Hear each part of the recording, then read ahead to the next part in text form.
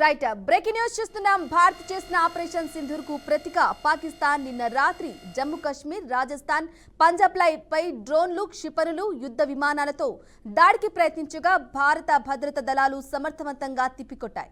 ఇక పాక్ ప్రయోగించిన 8 క్షిపణులను నేలకూల్చడంతో పాటు ఒక పాక్ పైలట్ ను పట్టుకున్నట్లు రక్షణ శాఖ ప్రకటించింది. ఇక ఇదిలా ఉంటే భారత్ పాకిస్తాన్ ఉద్రిక్తతల నేపథ్యంలో దేశ రాజధాని ఢిల్లీలో హై అలర్ట్ ప్రకటించారు. ఇండియా గేటు దగ్గర భద్రతను పెంచే ఢిల్లీ నుంచి జమ్మూ కాశ్మీర్ కి వెళ్లే రైళ్లు నిలిపివేశారు. ఢిల్లీ నుంచి గుజరాత్, రాజస్థాన్ వైపు వెళ్లే వాహనాలను కూడా నిలిపివేశారు. ఇక ఇదే సమయంలో ఢిల్లీ విమానాశ్రయానికి వచ్చే 90 విమానాలను వివిధ విమానయాన సంస్థలు రద్దు చేశాయి. హస్తనలోని వీధుల్లో సైరన్ మోతలు మోగుతున్నాయి.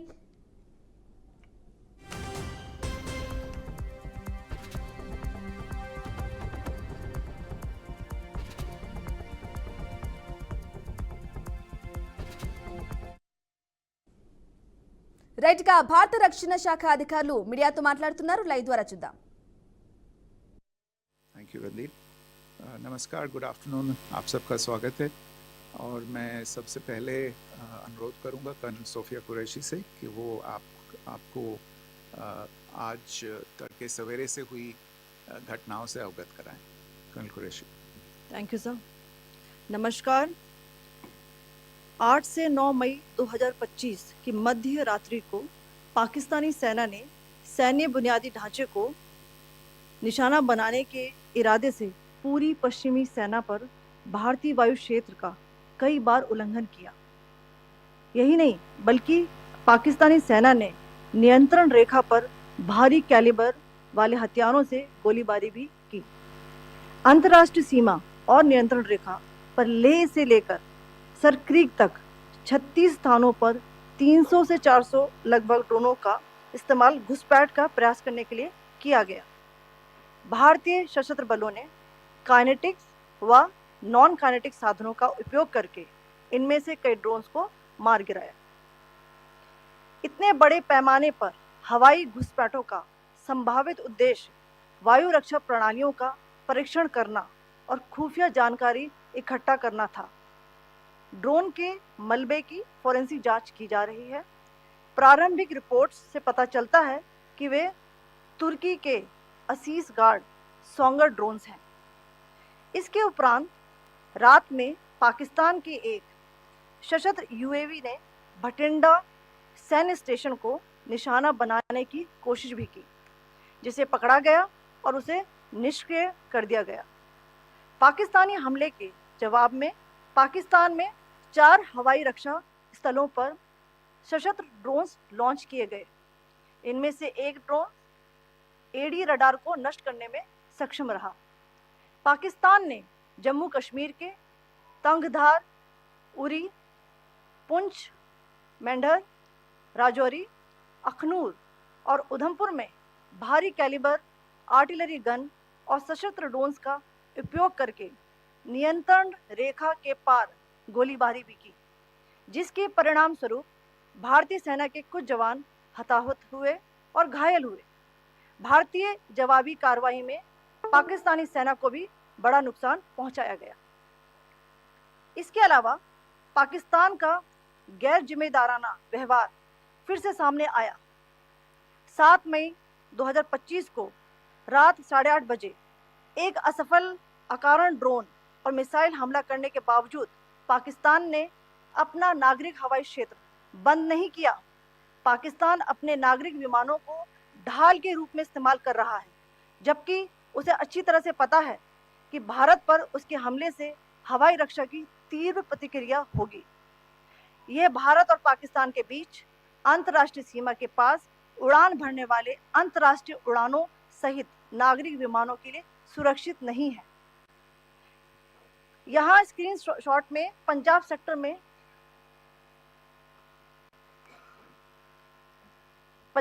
में हाई एयर डिफेंस अलर्ट स्थिति के दौरान एप्लीकेशन फ्लाइट रडार 24 का डेटा दिखाया गया है. जैसा कि आप देख रहे हैं यहाँ पर भारतीय पक्ष का हवाई क्षेत्र घोषित बंद के कारण नागरिक हवाई यातायात से पूरी तरह से रहित है. कराची और लाहौर के बीच के हवाई अड्डे मार्ग पर नागरिक एयरलाइंस उड़ान भर रही है. हाईलाइट किया गया है विमान फ्लाइनेस एविएशन का एयरबस 320, जैसा कि आप यहाँ देख रहे हैं, जो कि शाम को 5:50 दमम से शुरू हुआ और रात को 9:10 लाहौर में उतरा। ये सारा डिटेल्स आप यहाँ देख रहे हैं, ये डिटेल्स यहाँ लिखा हुआ है। Can you see this?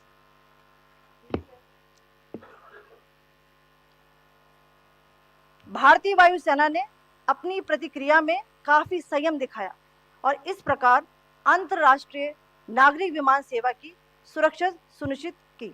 धन्यवाद। जय Hind. So, good afternoon to you all. On the intervening night of 8th 9th May 2025, Pakistan military carried out multiple violations of Indian airspace along the entire western border with an intent to target military infrastructure. Pakistan military also resorted to firing of heavy caliber weapons along the line of control.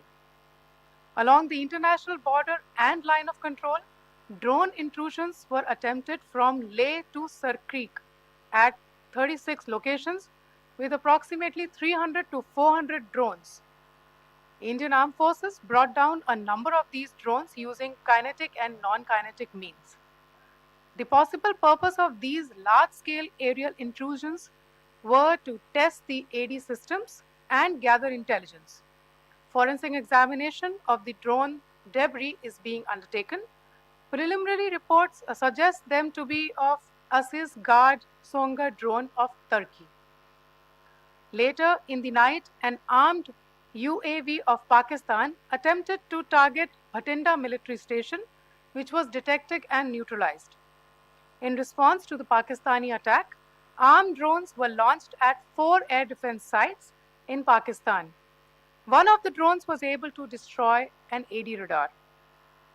Pakistan also carried out artillery shelling across the line of control using heavy caliber artillery guns and armed drones at Tangdhar, Uri, Poonch, Mendhar, Rajouri, Akhnur, and Udhampur in Jammu and Kashmir area, which resulted in some losses and injuries to Indian Army personnel. Pakistan Army also suffered major losses in Indian retaliatory fire. Additionally, Pakistan's irresponsible behavior again came to fore. Pakistan did not close its civil airspace despite it launching a failed unprovoked drone and missile attack on 7th May at 8:30 hours in the evening. Pakistan is using civil airliners as a shield, knowing fully well that its attack on India would elicit a swift air defense response. This is not safe for the unsuspecting civil airliners, including the international flights which were flying near IB between India and Pakistan. The screenshot we just showed and we shall share with you, it shows the data of the application Flight Radar 24 during a high air defense alert situation in the Punjab sector. As you have seen, the airspace on the Indian side is absolutely devoid of civil air traffic due to our declared closure. However, there are civil airlines flying the air route between Karachi and Lahore. Amongst the other civil aircraft that you can see, we have highlighted an aircraft which is Airbus 320 of FlyNAS Aviation, which was originated from Dammam at 1750 hours and landed later at Lahore at 2110 hours in the night.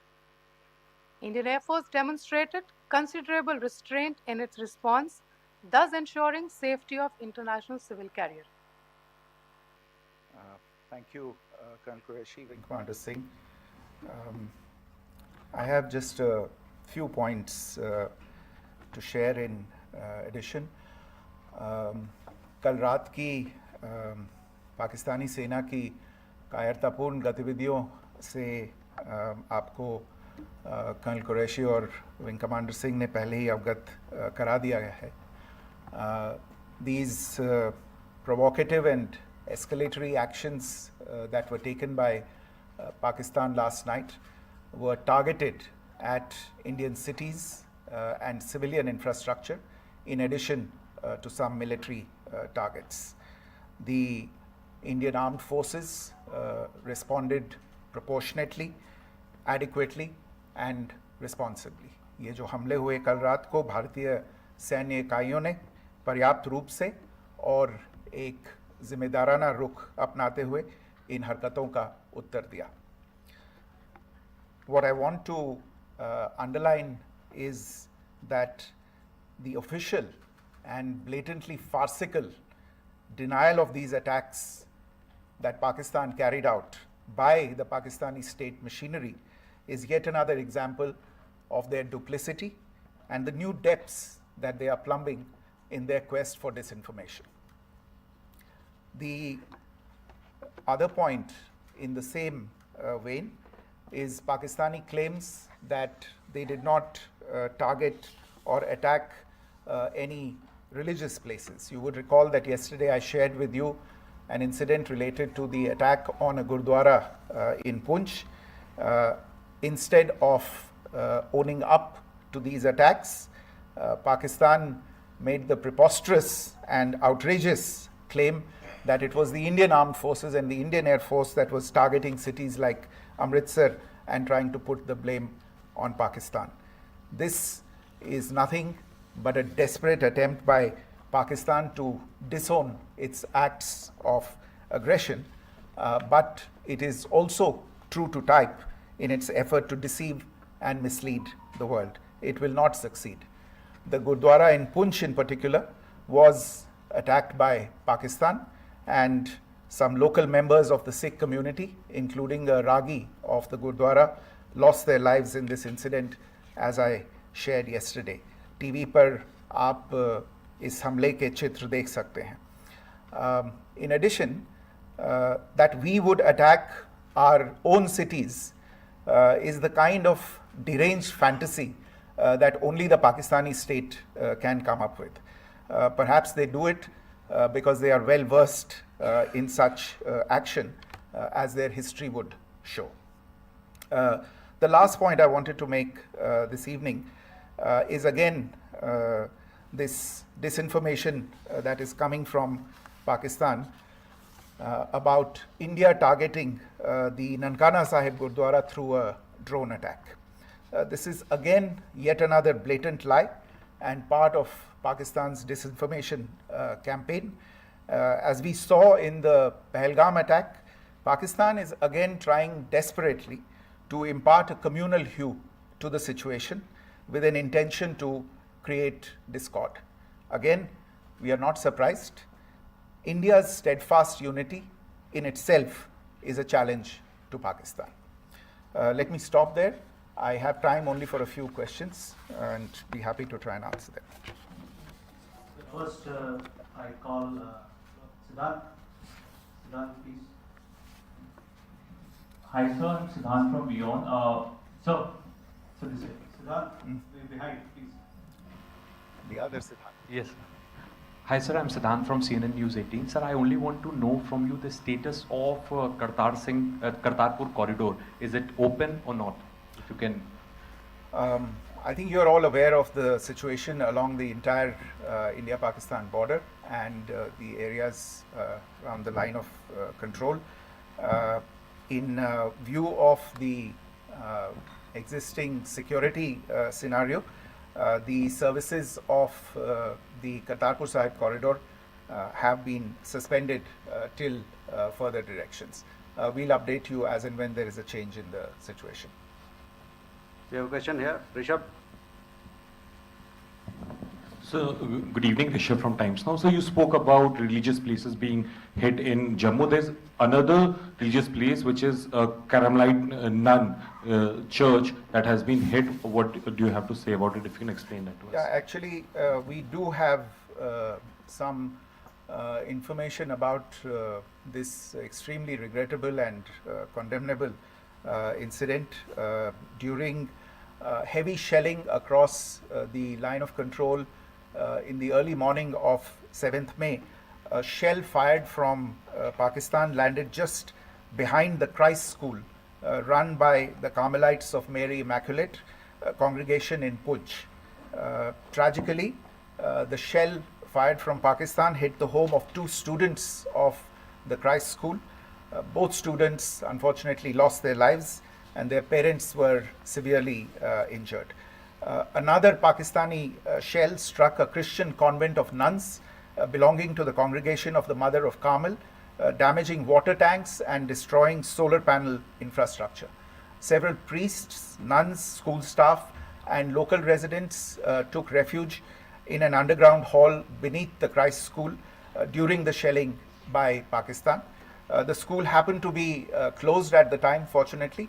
Otherwise, more losses would have occurred. Again, we have seen the Pakistani side targeting and shelling places of worship with a particular design. This includes gurdwaras, these convents and temples. This is a new low even for Pakistan. We have a question here, Pranay. Sir Pranay Upadhyay Amar Ujala से। Sir कल आपने इसी podium से पाकिस्तान के IMF bailout को लेकर और Indus water treaty को लेकर जो टिप्पणी की थी उसकी पाकिस्तान में काफ़ी तीखी प्रतिक्रिया भी आई, और उसके बाद हमने देखा कि पाकिस्तान की तरफ से किस तरीके से लेह से लेकर भुज तक पूरी बॉर्डर के ऊपर जो इन्वेजन था वो किया गया। मौजूदा सिचुएशन के अंदर पाकिस्तान के बेलआउट पैकेज को लेकर और पाकिस्तान के इन अटेम्प्ट्स को लेकर आपका क्या असेसमेंट है? और दूसरा ये भी जानना चाहेंगे कि पाकिस्तान की तरफ से ये जो अटेम्प्ट किया गया था उसका भारत ने अभी तक उस तरीके का कोई जवाब नहीं दिया गया है, तो क्या भारत इसका जवाब देगा जो कार्रवाई हुई है बीते 24 घंटों में? देखिए प्रणय, जहाँ तक इंडस वाटर्स ट्रीटी का सवाल है, मैंने कल विस्तार से उसके बारे में इसकी चर्चा की है. Indus waters treaty is in abeyance and as such I have nothing further to add to the decision that was announced by the Cabinet Committee on Security. जहाँ तक IMF बेलआउट का सवाल है, आपको ज्ञान होगा कि IMF की आज मीटिंग हो रही है. हम वहाँ पे अपना पक्ष रखेंगे और जो हमारा मत है इन चीज़ों को लेके वहाँ पे साझा करेंगे दूसरे मेंबर्स के साथ. ये बोर्ड पे निर्भर है कि वहाँ पे क्या निर्णय होता है. और जहाँ तक जो कार्रवाई हुई है उसका जवाब देने का जो आपने जो प्रश्न उठाया है, जो आज ब्रीफिंग हुई है, जो आपको सूचना मिली है, मैंने भी कहा है कि जो आज सवेरे तड़के सवेरे जो गतिविधियाँ हुई, भारत ने उनका एक जिम्मेदाराना पूर्ण तरीके से और एक पर्याप्त तरीके से उसका जवाब दे दिया है. सिद्धांत. Hi sir, Siddhant from WION.